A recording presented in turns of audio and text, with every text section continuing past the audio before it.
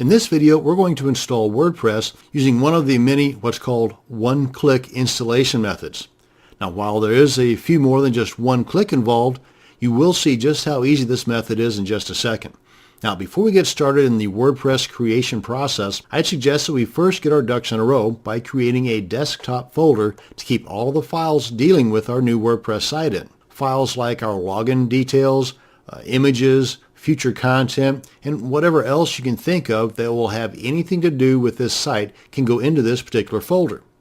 The alternative is that 6 months or a year from now, you're going to spend several minutes or hours looking for your login credentials or those expensive header images you bought for this site or your backup files, and you're going to hear my voice whispering in the background, "I told you so."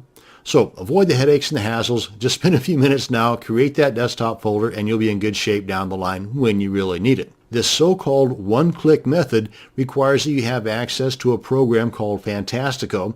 Now, there's a few other programs out there as well, like Softaculous, for example, but I'm going to demonstrate this using Fantastico because most cPanel control panels have at least Fantastico. Now, I've already logged into my cPanel account, and you want to scroll down until you come to the Software Services panel and click on the blue smiley face. That's the Fantastico Deluxe, and there's that Softaculous I was referring to. But click on Fantastico Deluxe.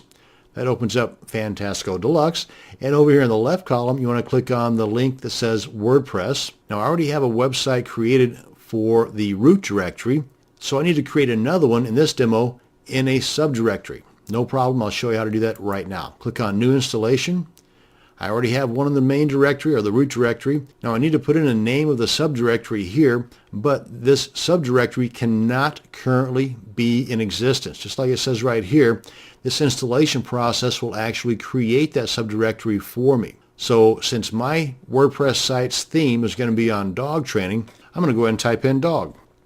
And moving along here is where we want to put in our administrator username and password. You really don't want to have these guys guessable at all. You want to make this hard for people to figure out what they are because these are the keys to the castle. So number one, do not put admin in here as your administrator username. And for the password, do not put something guessable like 1, 2, 3, 4. Make this a combination of upper and lowercase letters, numbers, those special characters you find at the top of your keyboard. Now I've already got my little text document over here to the side that I've already created my username and my password. So I'm just going to go ahead and paste these guys in there. As you can see here, the password consists of upper and lowercase letters, numbers, and some of those special characters. Ideally, no less than 8 characters. Better if you have 12 or more characters. Now, the admin nickname, email address, site name, description can all be done later on, but right here's a good spot to put them in now. And since this theme is going to be dog training related, I'm going to go ahead and reflect that here.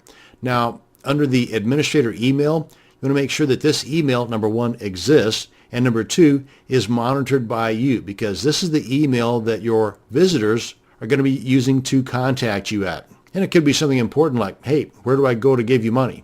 And once you've got all this stuff filled out, go ahead and click on Install WordPress. And you may want to make a note of this. This is your WordPress site's database, and this is the URL to get to your WordPress site. As you can see here, it's got the dog subdirectory.